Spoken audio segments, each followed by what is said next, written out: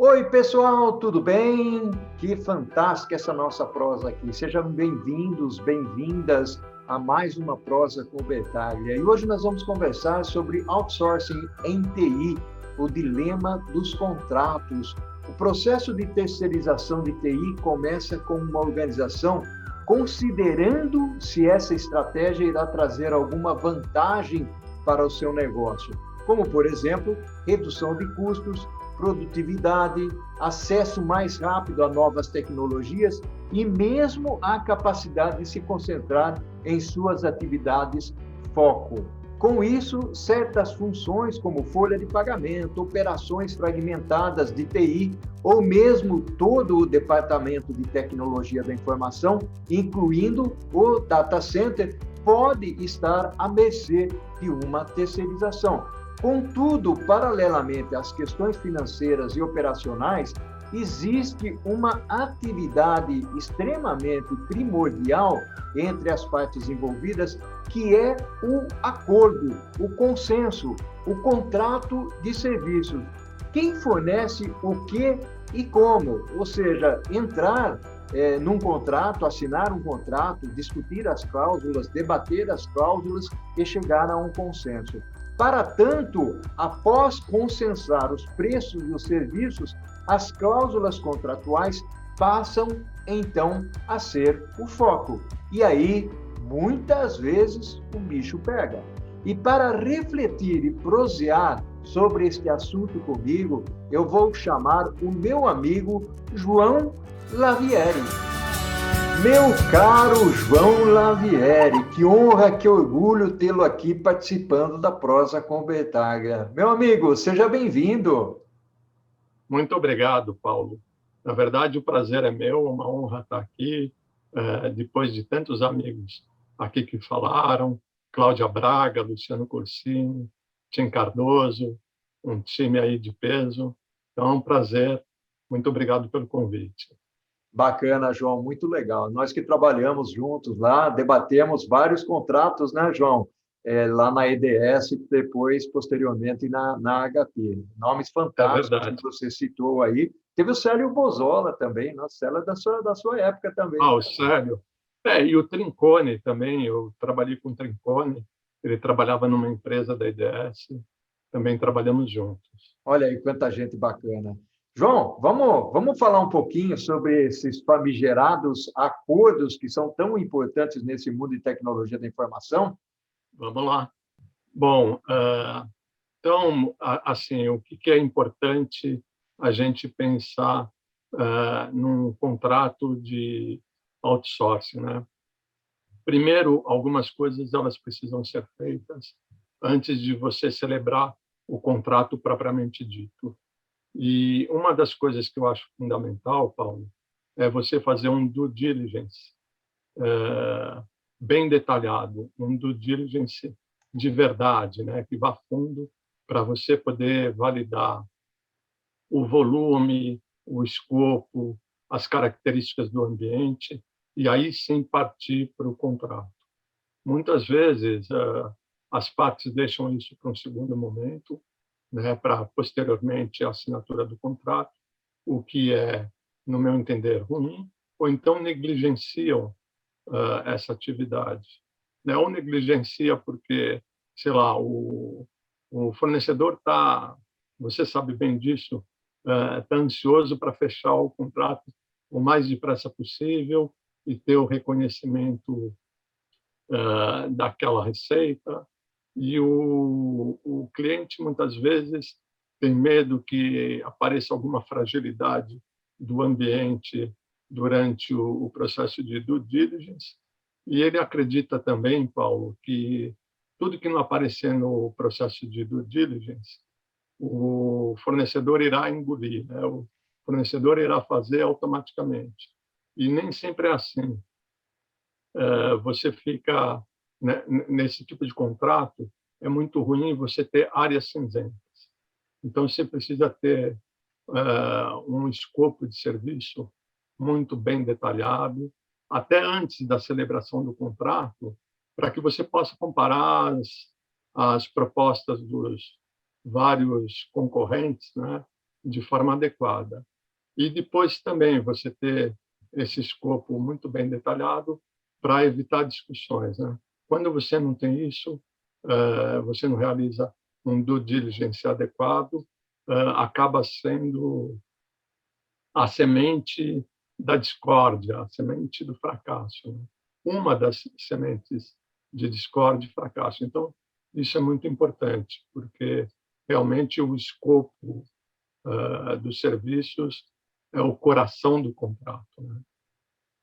E é interessante, João, isso que você falou do due diligence, fantástico, né? Porque muitas vezes, e tem os dois lados, né, João? E muitas vezes a gente acaba descobrindo coisas que são favoráveis ao cliente ou são favoráveis ao fornecedor. E aí a gente trabalha com aquele conceito do baseline, né, João? Ou seja, muitas vezes as empresas fazem estimativa de alguns indicadores, de quantidades que, na verdade, nem sempre são reais. Por exemplo, você pega uma empresa que diz que tem lá 400, 500 servidores, 20 mil desktops, e no final das contas você acaba descobrindo que aquele inventário nem sempre está correto. No diligenciamento, você vai pegar essas características também com relação à parte de níveis de serviço, e isso é muito interessante. E aí, João, eu gostaria que você varresse um pouco, já que você tocou no ponto aí do due diligence, que eu acho que é extremamente importante,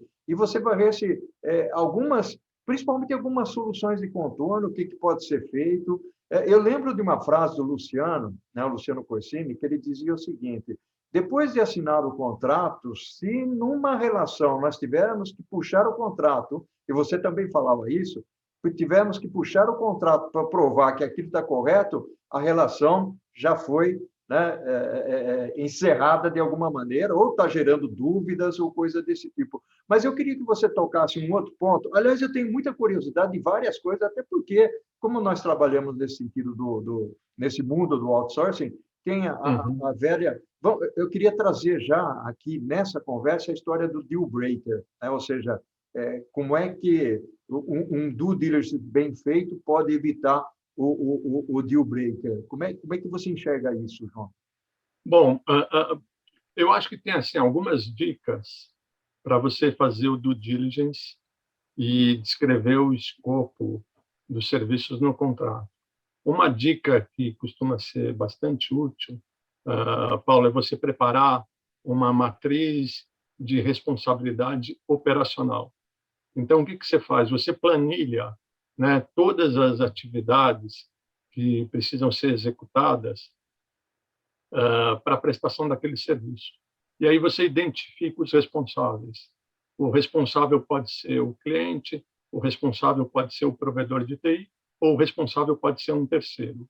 E em muitas dessas atividades, você vai ter uma parte da responsabilidade do provedor de TI, mas que depende de alguma atuação de um terceiro e que depende de alguma atuação do cliente.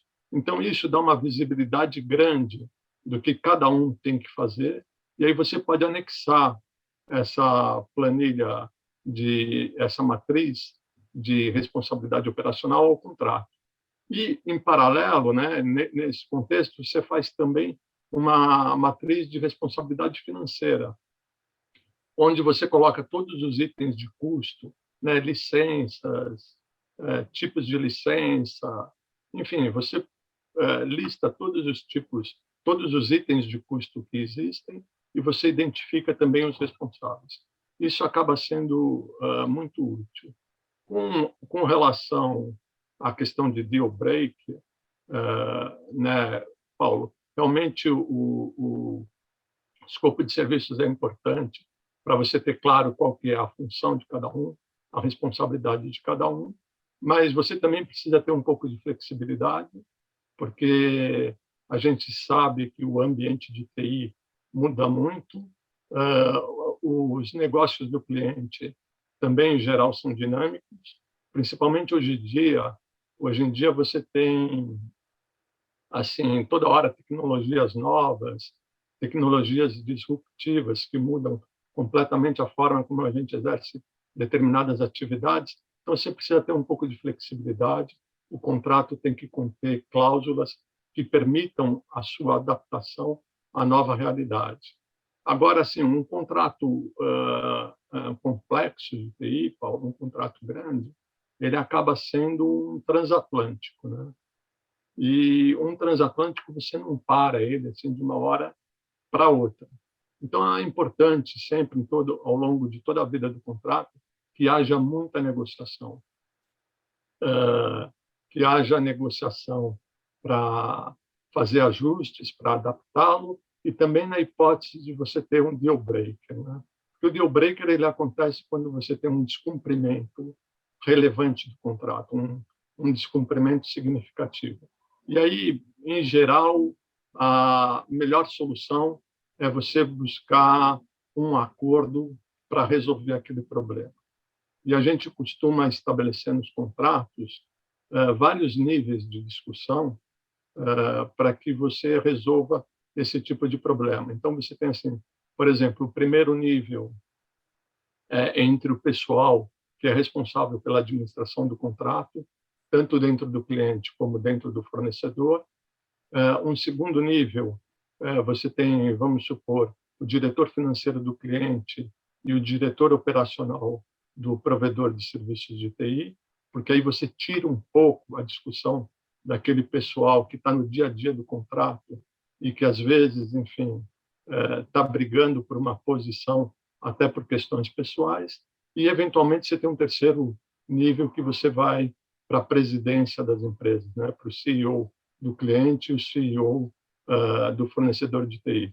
Esse sistema, esse mecanismo para a solução de conflito, ele acaba sendo importante porque você, em geral, chega a um acordo e você evita uma discussão, um litígio, um rompimento do contrato que traria problema para todos, né?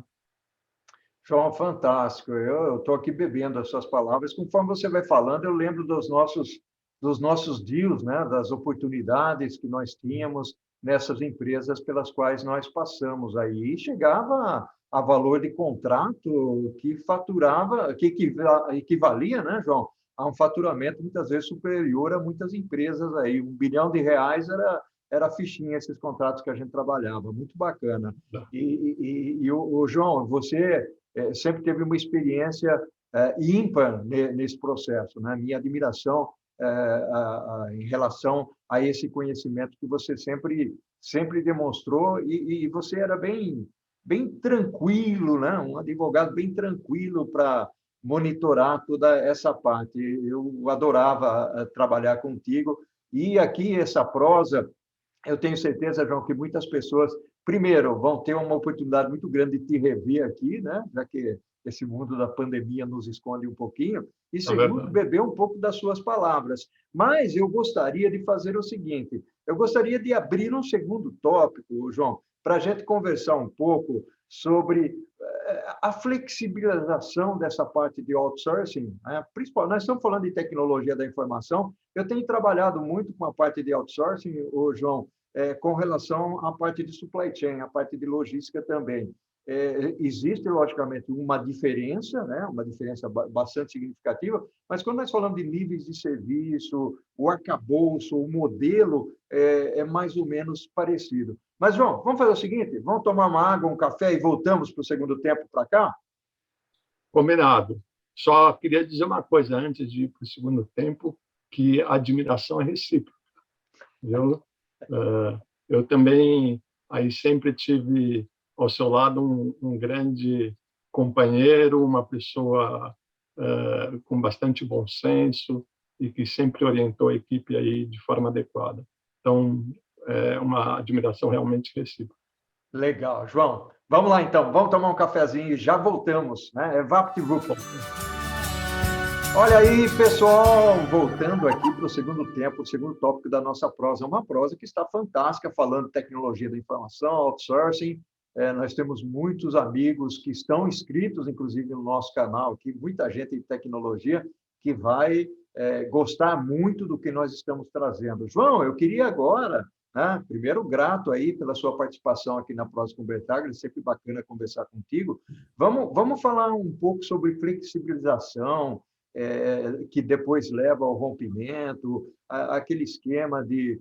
O fornecedor também, principalmente no processo de compras, não pode ser esmagado, porque a partir do momento que você faz a terceirização, você tem que tomar cuidado, porque aquele cara passa a ser o seu provedor de serviço. Portanto, ele tem que ter um mínimo de condição para prover um bom serviço, não é, João? Vamos lá? Vamos lá. É verdade, Paulo. Inclusive, o Reino Unido tem uma cartilha sobre contratação de outsourcing que tem uma recomendação que eu acho muito inteligente, né?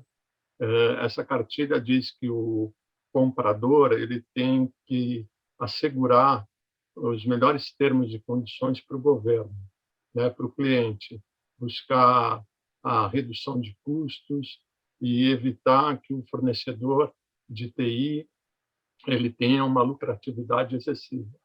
Mas, ao mesmo tempo, a função dele é garantir que esse fornecedor de TI ele tenha termos e condições razoáveis e tenha lucratividade. Por quê?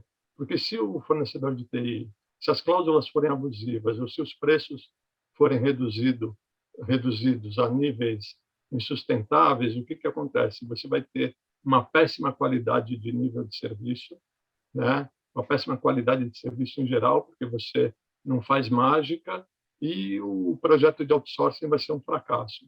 Então, essa cartilha do Reino Unido, ela recomenda que o comprador tenha essa dupla função, garantir que o contrato sempre seja interessante para o fornecedor. Você não pode destruir, você não pode enfraquecer o seu fornecedor, principalmente um fornecedor de um serviço estratégico como é a área de TI. E a questão da flexibilidade, Paulo, a gente já mencionou aqui, ela é muito importante, né? Para que você adapte o contrato durante todo o prazo de vigência dele, para que você atenda às necessidades da empresa, para que você evolua. E, assim, a negociação do contrato de outsourcing é uma constante durante toda a sua vigência. E você pode ter mecanismos dentro do contrato que facilitem essa comunicação entre as partes, essa revisão, essa negociação, né?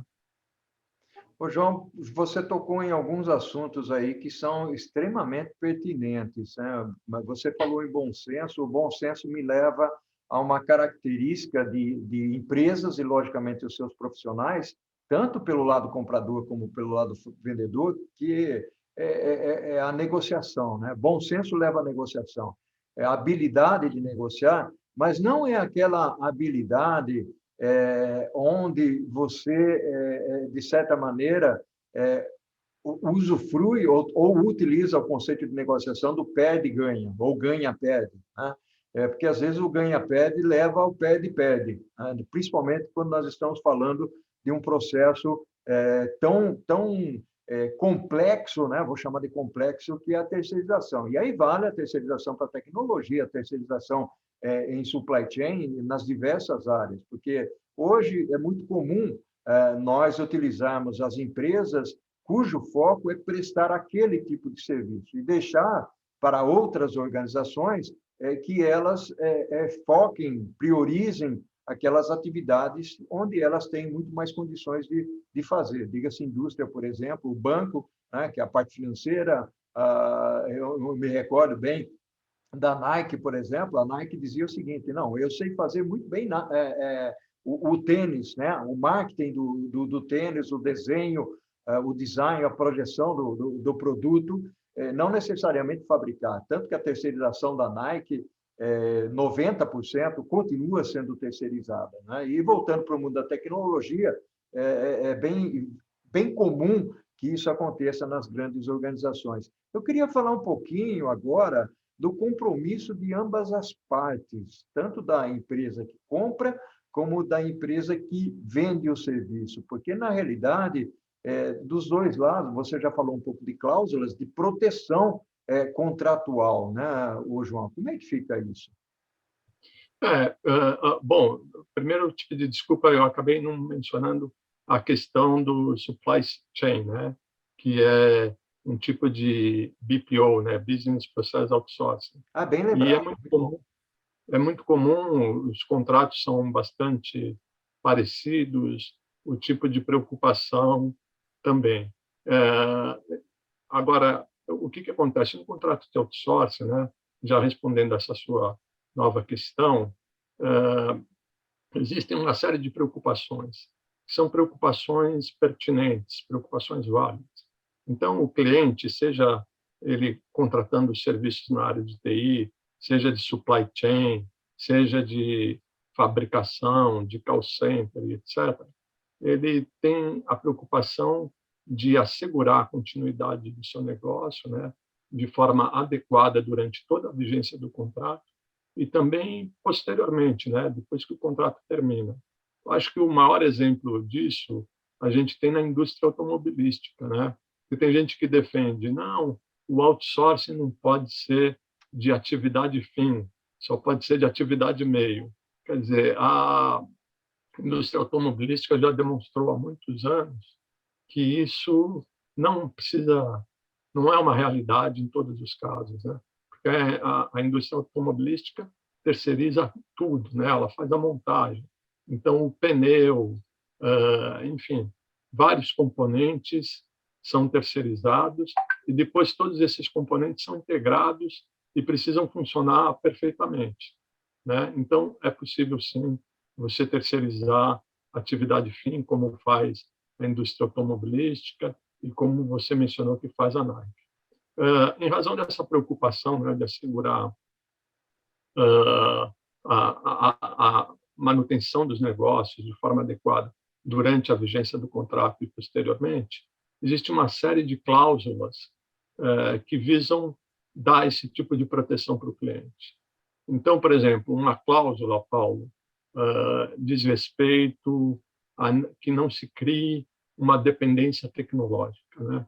O cliente tem o receio de que ele fazendo o outsourcing, principalmente o outsourcing de TI, se cria uma dependência tecnológica e que ele vai ficar amarrado àquele fornecedor pelo resto da vida, seja em razão de um software específico, ou seja em razão do know-how que ele não tem mais, que esse fornecedor passa a ter, do conhecimento do negócio dele, e etc.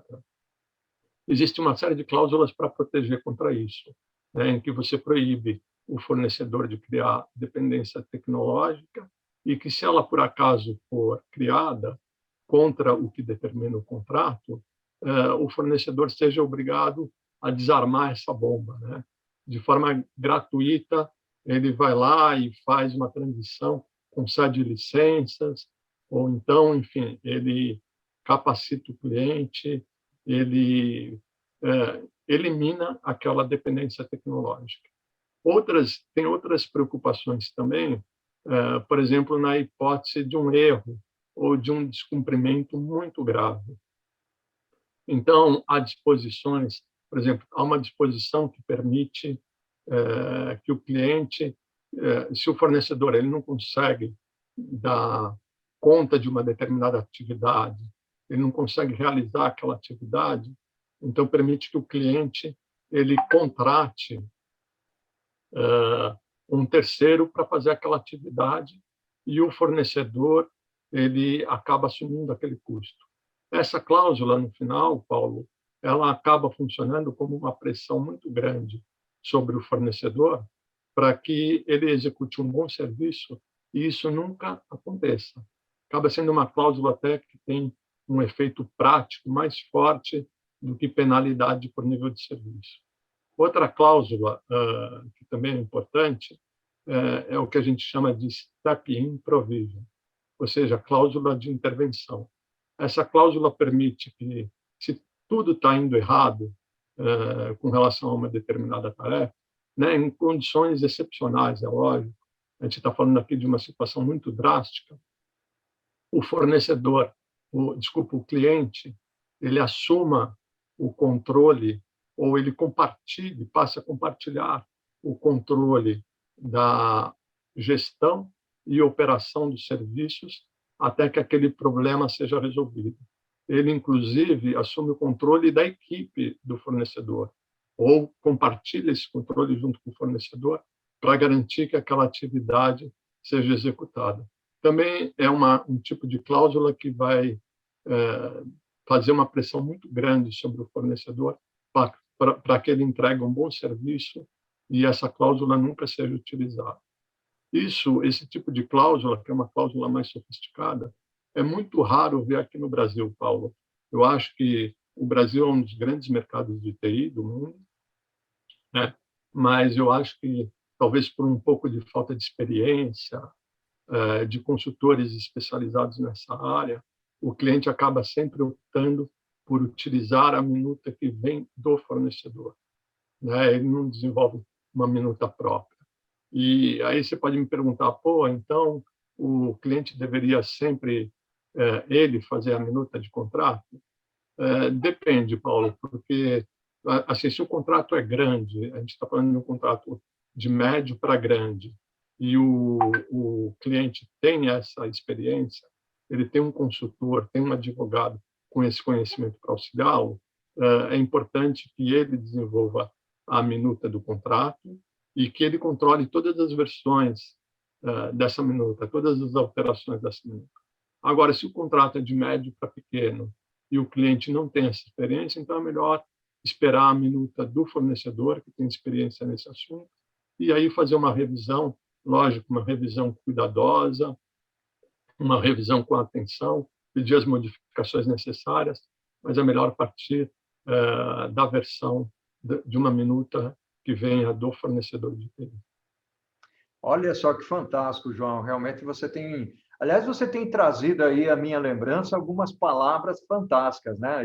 Depois que eu saí do mundo corporativo, saí da HP, eu saí do mundo do outsourcing de tecnologia da informação e me enveredei novamente, né? Voltei para o mundo de supply chain, mas você sempre deixa uma raizinha ali, né, o João? Então, você usou algumas palavras aí, due diligence, transição, né? A transição é uma parte fantástica dentro desse processo do outsourcing e ele existe tanto no BPO como no ITO, que a gente chamava, né? E depois a parte do ongoing, né? E você trouxe aí um elemento fantástico, que é essa cartilha do Reino Unido, relacionado a que os dois lados eles têm que frutificar, ou seja, eu como comprador de um serviço, eu tenho que entender que aquele que me fornece, ele tem que ser robusto o suficiente para poder me dar a tranquilidade que eu estou buscando no mercado, e não necessariamente pegar uma planilha financeira e estabelecer um comparativo e dizer, opa, aqui eu vou ser mais barato ou não. Tem muita coisa que, quando você terceiriza, é intangível, né, João? Então, não é apenas pelo custo que você tem interno em relação àquela subcontratação que você vai fazer. Estou correto aí? Não, está corretíssimo. Eu acho que a seleção do fornecedor, né, ela não pode ser unicamente por custo. É lógico que o componente de custo sempre é importante, né? Ele é tão importante que, se o outsourcing acarretar um aumento de custo, ele, no geral, vai ser considerado um fracasso, né? Mas, assim, o melhor fornecedor não é aquele que te traz o custo mais baixo, é aquele que te traz maior valor, né? E valor você tem questões de qualidade de serviço, questões do relacionamento de parceria, questão de atualização tecnológica e acompanhamento das tendências de mercado, além de custo. Então, enfim, realmente você tem que olhar para o valor como um todo, né? O resultado final, e não apenas a planilha de custos e escolher qual que é o mais baixo. João, meu amigo, eu vou dizer uma coisa para você. Essa prosa aqui vai ficar com gostinho de quero mais. Tá? Falei para você que passa muito rápido, passa voando. Estamos terminando a nossa prosa, João. Poxa, bacana. Tem muita coisa realmente que poderia ser falada ainda, né? Transição reversa, que é a transição ao final, enfim, mas eu fico contente aí de ter contribuído e somar aí ao que, assim, a tantos outros depoimentos tantas outras conversas interessantes que tem no seu canal. Bacana, João. Meu amigo, um abraço virtual para você. Outro para você. Tudo de Outro bom. para você grande. Muito obrigado pelo convite. Eu que agradeço. Fique bem, meu amigo. Tchau. Você também. Tchau. Tchau.